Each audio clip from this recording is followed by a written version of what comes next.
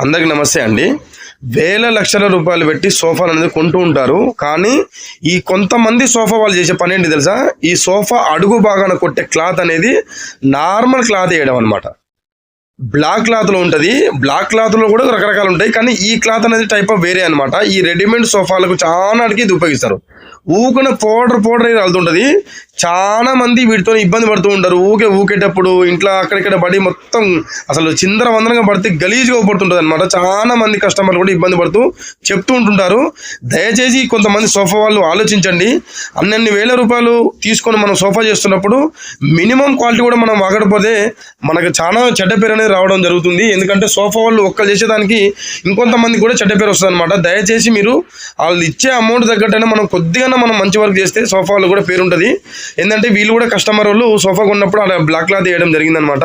ఈ black cloth మొత్తం చినిగి ఇంట్లో అక్కడిక్కడ మొత్తం పడితే గలీజ్గా ఉందని చెప్పి మమ్మల్ని పిలిపించడం జరిగిందనమాట. ఆ బ్లాక్ క్లాత్ మొత్తం తీసేసి వేరే కాటన్ సంబంధించిన క్లాత్ అయితే మనం కొట్టడం జరిగిందనమాట. ఇది ఆల్మోస్ట్ అసలు చినగదు. చాలా మంది ఏంటంటే పైసలు అయితే తీసుకుంటారు, కానీ అంత సోఫా అంతా పైన మంచిగా క్లాత్ వేసి లోపల మాత్రం ఇలాంటి మెటల్ పెట్టి చేస్తుంటారు అనమాట. దయచేసి ఇవన్నీ మీరు గమనించుకొని చూసుకోండి. సోఫా సంబంధించిన ఎలాంటి వర్క్ ఉన్నా మమ్మల్ని అయితే కాంటాక్ట్ అండి. అలానే మన వీడియోస్ అనేది రెగ్యులర్గా ఫాలో అవుతూ ఉండండి.